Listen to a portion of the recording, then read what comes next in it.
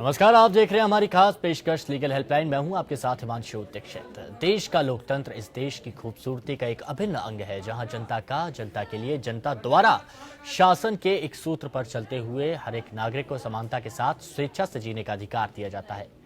लोकतंत्र की आत्मा संविधान को कहा जाना अतिशयोक्ति नहीं होगा और इसी संविधान का प्रियम्बल यानी संविधान की प्रस्तावना भी समाज के हर व्यक्ति के लिए समता और न्याय की बात करता है। कानून हर समस्या के सही प्रारूप में समाधान के लिए मौजूद है, लेकिन सही जानकारी ना होना या कानूनी पेचीदगियों के चलते एक हिस्सा सही समय पर न्याय हासिल करने में असमर्थ महसूस करता है। और इसी अंतर को खत्म करने के लिए इंडिया लीगल रिसर्च फाउंडेशन के इनिशिएटिव लीगल हेल्पलाइन में हम यहाँ मौजूद हैं आपकी हर कानूनी समस्या से आपकी सहायता करने के लिए। एक पत्रकार के तौर पर जब समाज में लोग आपको जानते हैं और आप लीगल हेल्पलाइन सरीका एक उम्दा शो होस्ट कर रहे हो, तो लोग आपसे उम्मीद रखते हैं कि कानूनन इंसाफ पाने में आप उनके लिए बेहद मददगार साबित हो सकते हैं। और बेहद आम शिकायतें जो कानून में पड़ती हैं वो ये कि पुलिस स्टेशन में उनकी बात सुनी नहीं गई, उनकी समस्या को सही तरीके से सुलझाया नहीं गया, या फिर ये कि पुलिस ने रिपोर्ट लिखने से मना कर दिया। और रोजमर्रा की जिंदगी में हम लोग देखते भी हैं कि अपने साथ हुई नाइंसाफी की रिपोर्ट दर्ज कराने में ही काफी दिक्कतें सामने आती हैं, जिसका सबसे बड़ा कारण जो सामने आता है वो है कानून के बारे में सही और सटीक जानकारी ना होना।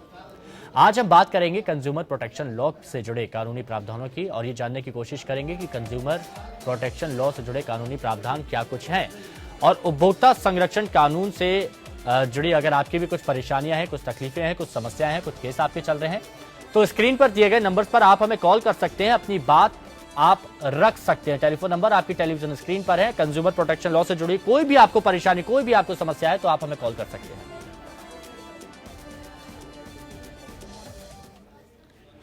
और जनता अब हमें कॉल कर सकती है और इन तमाम परेशानियों को दूर करने के लिए और सुझाव देने के लिए हमारे साथ स्टूडियो में खास मेहमान मौजूद है। हमारे साथ सुप्रीम कोर्ट के अधिवक्ता चेतन शांडिल्य जी मौजूद हैं। शांडिल्य जी, सबसे पहले बहुत बहुत स्वागत है आपका।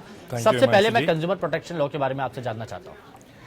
देखिए, कंज्यूमर प्रोटेक्शन, ये कंज्यूमर जो कि कंज्यूम कर रहे हैं, the name itself states consume, जो भी उपभोक्ता है वो कोई सामान ले रहे हैं या कोई भी सर्विसेज जिसको द्वारा उनको यूज की जा रही है, उसमें उनका प्रोटेक्शन कैसे और किस तरह उनको दिया जाता है, इसके बारे में पूरी उनको सुरक्षा दी गई है। ठीक है। और कंज्यूमर प्रोटेक्शन के बारे में अगर हम बात करें कि इसमें राइट्स क्या क्या होते हैं कंज्यूमर के, क्योंकि सबसे बड़ी बात यह है कि ज्यादातर कंज्यूमर्स ठीक है जानते हैं, लेकिन कई लोग ऐसे हैं जो अपने राइट्स नहीं जान पाते हैं जो उनको दिए गए हैं, तो उस बारे में मैं आपसे जानना चाहूंगी।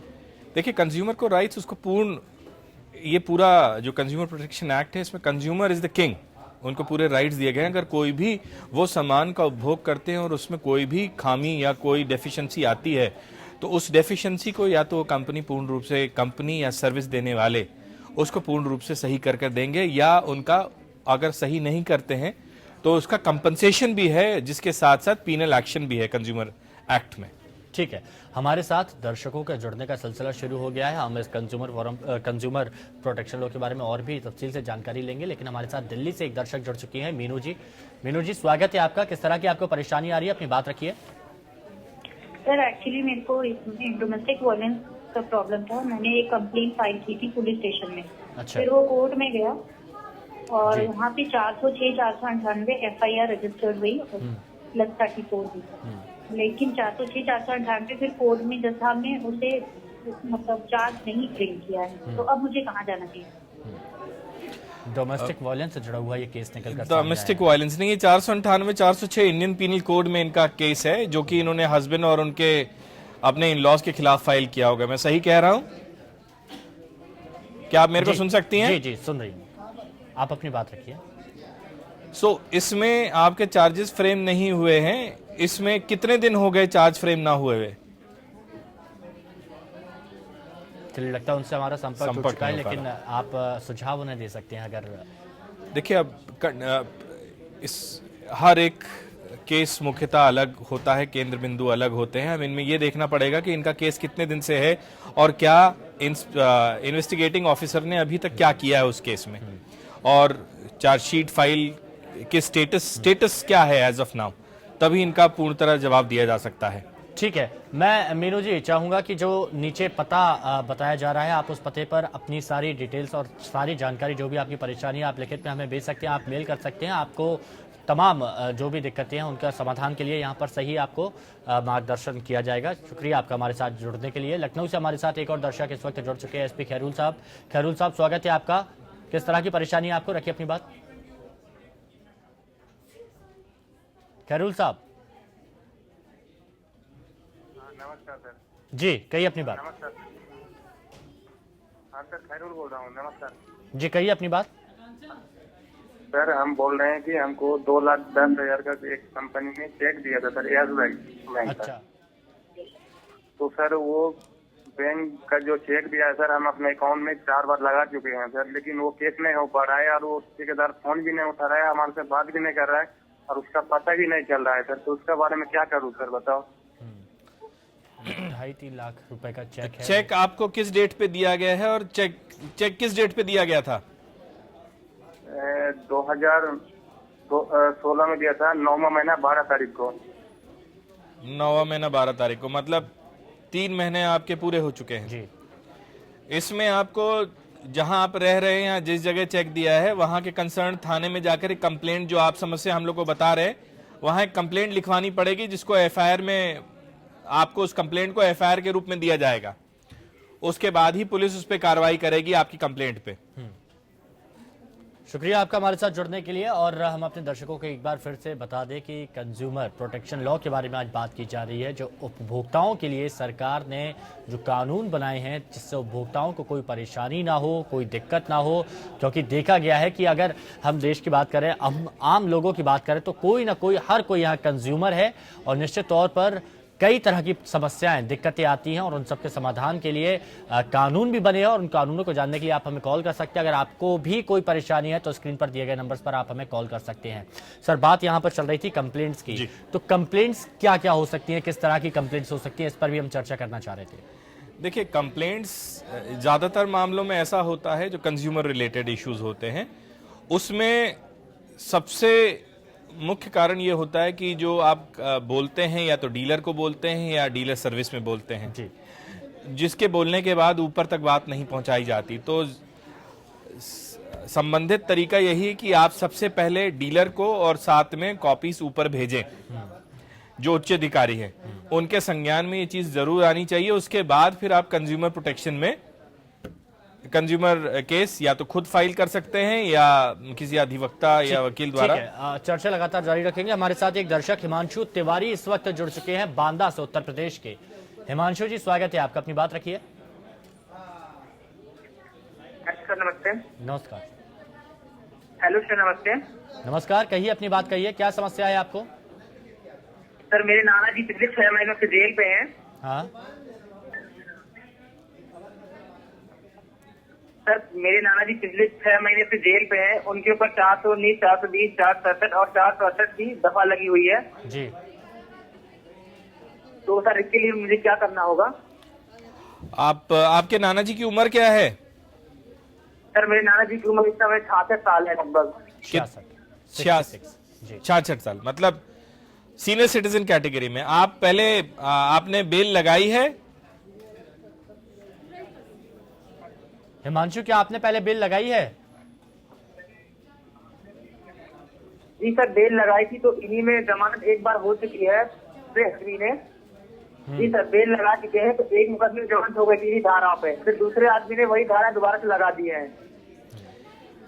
दूसरे आदमी ने धारा एक केस के संबंध में 2 धाराएं, 2 बार धाराएं नहीं लग सकती हैं। आप इसको क्लियर करें पहले।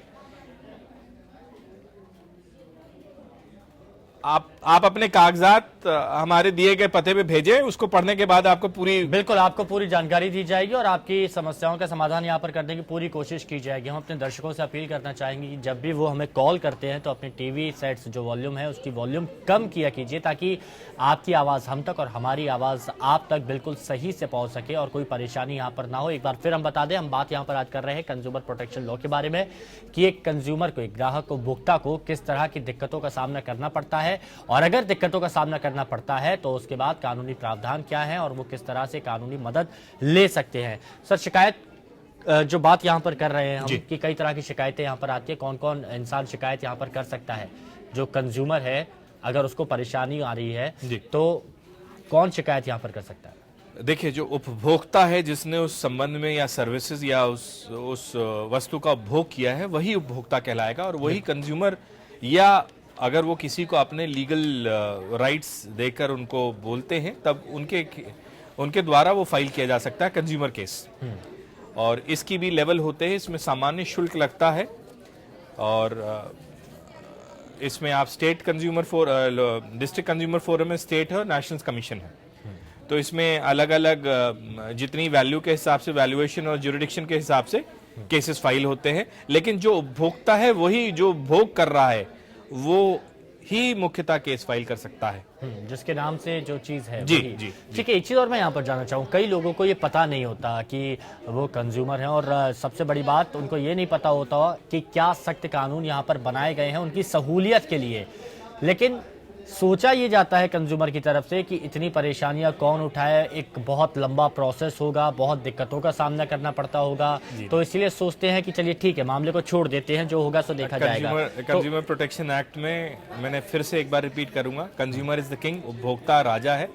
और उसमें सर इसी बारे में हम चर्चा करेंगे, लेकिन एक दर्शक हमारे साथ बताएं। जुड़ चुके हैं हिसार से, पिंकू स्वागत है आपका। क्या समस्या आपको आ रही है, अपनी बात रखिए। से बात कर रहा हूँ सर। जी कहिए। सर मैंने एक तो मतलब एयरपोर्ट में जॉब के लिए 20,000 रुपए दिए थे सर। एयरपोर्ट में? हाँ जी, 20,000 रुपए दिए थे सर जी। तो वो वापस नहीं कर रहा है सर। वो कभी मतलब उसको 5-6 महीने हो गए, कभी बोलता है कल ले जाना, परसों ले जाना, अपने घर पे भी नहीं मिलता है। तो आपने किसको पैसे दिए थे? सर एक उसी में काम करता है, उसको दिए थे सर। ये तो फ्रॉड का केस में भी शायद। जी एकदम। देखिए, आपने भी लालच वशीभूत एक गलत काम को अंजाम देने की कोशिश करी है और उन्होंने भी करवाई है। इसके लिए आपको पुलिस कंप्लेंट ही करनी पड़ेगी, इसके अलावा आप कुछ नहीं कर सकते। चलिए, शुक्रिया आपका हमारे साथ जुड़ने के लिए पिंकू जी, और हम आपसे यही कहना चाहेंगे कि आप पुलिस कंप्लेंट करेंगे तो उम्मीद है कि आपके 20,000 रुपए वापस आ जाए, वरना वो आपको भूलने पड़ेंगे। लेकिन आप कंप्लेंट करेंगे तो ज्यादा सही होगा। कंप्लेंट ही करनी जी। पड़ेगी। यहाँ पर बात शिकायत की जा रही थी, एक लंबा प्रोसेस लोग सोचते हैं, लेकिन आप बता रहे थे कि ऐसा लंबा प्रोसेस नहीं है, बहुत शॉर्ट। देखिए, एक सिंपल है। इसमें consumer protection act, the person consumer is the king out there, and it is been बहुत से केसेस में माननीय सुप्रीम कोर्ट ने भी ऐसा बोला है। और उसमें आपको जाकर तो करना ही पड़ेगा, अपनी शिकायत दर्ज करेंगे तभी जाकर आगे कुछ होगा। इसमें शिकायत उपभोक्ता खुद भी कर सकते हैं और अपने अधिवक्ता के द्वारा भी करवा सकते हैं, लेकिन कुशलता इसी में होती है कि अगर आप अधिवक्ता द्वारा अपना केस फाइल कराएं, जो कि टेक्निकल कोर्ट नहीं है लेकिन टेक्निकलिटी इन्वॉल्व है, तो इसमें ज्यादा उनको मदद मिलेगी। और इतना कोई खास दिक्कत वाली चीज नहीं कंज्यूमर प्रोटेक्शन एक्ट की। ये कोर्ट्स एकदम अलग हैं और इसमें सारे काम बहुत अच्छी तरीके से करे जाते हैं। ठीक है, मध्य प्रदेश से हमारे साथ एक और दर्शक इस वक्त फोन लाइन पर जुड़े हुए हैं, शीशा सिंह जी। शीशा सिंह जी, क्या परेशानी है आपको, क्या समस्या आ रही है, अपनी बात रखिए। जी सर, मेरा जीएन गोल्ड में मतलब 5 साल के लिए डिपॉजिट दिया था, तो अभी तक पैसे मिले नहीं और उनका ऑफिस भी बंद हो गया सर। अब क्या करें? कहाँ पर आपने डिपॉजिट दिया था? हमने यहाँ सेंधवा सेंधवा में? परवानी जिला। नहीं, किस चीज के लिए दिया था? जीएन गोल्ड में। अच्छा, जीएन गोल्ड में। कंपनी है। अच्छा, company. Chit fund related. Chit fund, okay. ये आपको कितने पैसे दिए थे और कितने पैसे वापस देने का वादा किया गया था?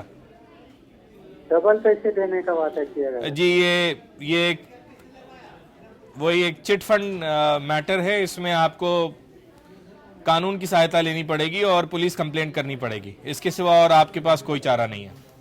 तो शीशा सिंह जी, सबसे सही, सबसे अच्छा कदम यही होगा कि आप संबंधित जो थाना है वहां पर जाकर आप पुलिस कंप्लेंट करें और आपको न्याय मिलेगा, ऐसा हम उम्मीद करते हैं, क्योंकि पुलिस के पास आप जाएंगे तो ही आपको न्याय मिल पाएगा। शुक्रिया आपका हमारे साथ जुड़ने के लिए। एक बार फिर हम अपने दर्शकों को बता दें कि कंज्यूमर से जुड़ी कोई भी परेशानी, कोई भी दिक्कत, या फिर आपको उपभोक्ता संरक्षण कानून की आज हम बात कर रहे हैं अपने लीगल हेल्पलाइन के शो में, तो कंज्यूमर प्रोटेक्शन लॉ से जुड़ी हुई जो भी आपको समस्या है, परेशानी, आप हमें कॉल कर सकते हैं, क्योंकि कंज्यूमर हम सभी हैं। कोई ना कोई चीज हम सभी लोग कंज्यूम कर रहे हैं, यूज कर रहे हैं।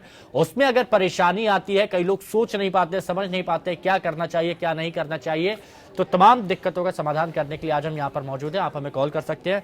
सर, ये तो आपने बताया कि शिकायत कैसे की जाती है, लेकिन ये भी मैं जानना चाहता हूँ आपसे कि इसकी शिकायत कहाँ पर की जाएगी, क्योंकि कई बार स्टेट ये सारी चीजें निकलकर सामने आती हैं। देखिए, इसमें आपको न्यूनतम में कोर्ट फीस जिसको बोलते हैं वो आप खुद फाइल कर सकते हैं। मैं फिर से रिपीट करूंगा, आप खुद भी फाइल कर सकते हैं, खुद भी केस कंटेस्ट कर सकते हैं। और दूसरी चीज, आपके इसमें जिला उपभोक्ता फोरम है, फिर स्टेट कंज्यूमर फोरम है, फिर नेशनल कंज्यूमर कमीशन है। इसमें आपके वैल्यूएशन के हिसाब से ज्यूरिडिक्शन डिफाइंड है जी, उसी हिसाब से आप जहां वहां केस कर सकते हैं। ज्यूरिडिक्शन के हिसाब से और वैल्यू के हिसाब से केस फाइल किया जा सकता है। जहां से आपने सामान लिया है आप उसी जगह पर, उसी जगह पे आप ठीक है। फाइल करें। हमारे साथ इटावा से, यूपी के इटावा से पवन अगले दर्शक जुड़ चुके हैं। पवन जी, स्वागत है आपका, अपनी बात रखिए, क्या समस्या है आपको? हेलो, कहिए पवन जी। एक्चुअली मेरा जमीन का मैटर है। अच्छा, तो उसमें क्या है कि मेरे मकान के पीछे एक जमीन पड़ी हुई है, वो यहाँ के नगर पालिका के अंडर कस्टडी में आती है। अच्छा, तो उसमें क्या है कि वो यहाँ पे अवैध लोगों ने कब्जा कर रखी है। अच्छा, जैसे मेरे मकान के पीछे जो है जो जगह बचती है 5-6 फुट बचती है, लीगल है जो। आप मुख्य मुद्दा बताएं, वो जमीन का क्या अभी किन लोगों ने कब्जा किया और आपने अभी तक क्या कार्रवाई करी है? उसके संबंध में हमने नगर पालिका को बताया था, तो उसमें नगर पालिका ने भी अभी कोई कार्रवाई नहीं की है और उन लोगों ने कब्जा करके अपना मकान भी बना लिया है। मैंने कोर्ट में भी केस डाला था, तो उसमें भी कोई कार्रवाई नहीं हो रही है। नहीं, ऐसा नहीं हो सकता। आप कागज, संबंधित कागज हमें भेजें। अगर कोर्ट में कार्रवाई नहीं हुई है उसकी कोई वजह होगी, आपको उसके सारे कागज हमें भेजने पड़ेंगे, तभी बता सकते हैं कहाँ क्या चीज गलत या सही हुई है आपके साथ। शुक्रिया आपका हमारे साथ जुड़ने के लिए। एक बार फिर हम अपने दर्शकों से कहना चाहेंगे कि उपभोक्ता संरक्षण कानून की आज हम चर्चा यहाँ पर कर रहे हैं। तो कंज्यूमर प्रॉब्लम से रिलेटेड अगर आपके पास कोई भी सवाल है, कोई भी समस्या है, तो आप हमें कॉल कर सकते हैं। अगर आपका भी कोई केस चल रहा है तो आप हमें कॉल कर सकते हैं, अपनी बात यहाँ पर रख सकते हैं। हम यहाँ पर कोशिश कर रहे हैं आपकी समस्याओं को हल करने की। बात सर यहाँ पर लगातार कंज्यूमर प्रोटेक्शन लॉ की हम बात कर रहे हैं, और जो बात यहाँ की गई, आपने बताया कि कहाँ पर हम केस कर सकते हैं, कैसे हम केस कर सकते हैं, इसकी कोई फीस भी रहती है? जी हाँ, इसकी न्यूनतम फीस डिफाइंड है कंज्यूमर एक्ट में, वो आपको लेकर जमा करनी पड़ेगी। सर, ये प्रोडक्ट्स के हिसाब से रहता है या फिर नहीं, वैल्यूएशन के हिसाब से। आपकी स्टेट कंज्यूमर जिला उपभोक्ता फोरम का एक ज्यूरिडिक्शन है, फिर उसके बाद स्टेट है, फिर नेशनल कंज्यूमर कमीशन है। ठीक है। अगर एक कंज्यूमर यहाँ पर किसी चीज को लेकर केस करता है और अगर वो कंज्यूमर वो केस जीतता है, तो क्या कुछ उसे बेनिफिट्स हो सकते हैं?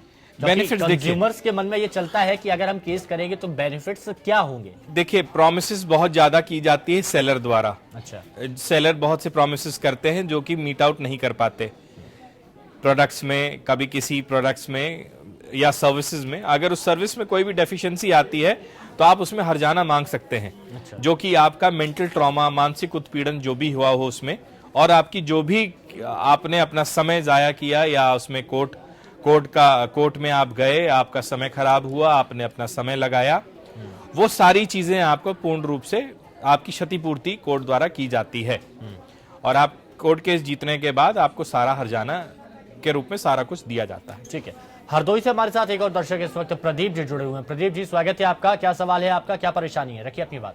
यहाँ पे एक सर बीएसएनएल का टावर लगा हुआ था जो गिर गया, जिससे मेरी माता जी एक्सपायर हो गए। उनका जो है पोस्टमार्टम सर हुआ नहीं था। हम सर क्लेम डालना चाहते हैं, क्या बीएसएनएल विभाग पे पड़ पाएगा सर? क्या हुआ था? क्या इनका ये कहना है कि बीएसएनएल का टावर था, वो टावर गिर गया है और गिरने से इनकी माताजी की मृत्यु हो गई है, पोस्टमार्टम नहीं हुआ है और क्लेम ये करना चाह रहे हैं, क्या हो पाएगा? जी हाँ, पोस्टमार्टम नहीं किया गया तो इसका कारण पूछना है अपने अधिकारियों को। अभी तक क्या किया है आपने अभी इस केस के संबंध में? सर ऐसा था कि मेडिकल कॉलेज लखनऊ में, वहाँ पे करने से सर मना कर दिया था, कहने लगे मेरे क्षेत्र का सर नहीं है। जी नहीं, आपको इमीडिएटली एक कंप्लेंट डालनी पड़ेगी। जिन्होंने बोला है उनके लिए भी लिखना पड़ेगा कि इन्होंने हमसे मना किया था, इसलिए हमने केस नहीं फाइल किया। आप सारी सूचना लिखकर BSNL के अधिकारियों को लिखिए और थाना क्षेत्र जो आपका उनको लिखिए, और बाकी आप इसके लिए आपने जिलाधिकारी को भी लिख सकते हैं। बाकी हम आपसे यही कहना चाहेंगे कि जो नीचे पता आपके सामने दिख रहा है, आप उधर अपना पूरा जो भी आपको परेशानी है वो आप सेंड कर सकते हैं ईमेल के थ्रू या फिर पत्र के थ्रू, और आपकी पूरी मदद करने की यहाँ पर हम कोशिश करेंगे। तो आज हमने कंज्यूमर प्रोटेक्शन लॉ के बारे में बात करी, और बहुत बहुत शुक्रिया चेतन सर आपका हमारे साथ जुड़ने के लिए और इस मुद्दे पर चर्चा करने के लिए, लोगों की परेशानियों को दूर करने के लिए। तो इंडियन लीगल हेल्पलाइन में आज हमने बात करी है कंज्यूमर प्रोटेक्शन लॉ के बारे में। कल फिर हाजिर होंगे आपसे जुड़ा कोई और मुद्दा लेकर, तब तक ले दीजिए इजाजत, नमस्कार।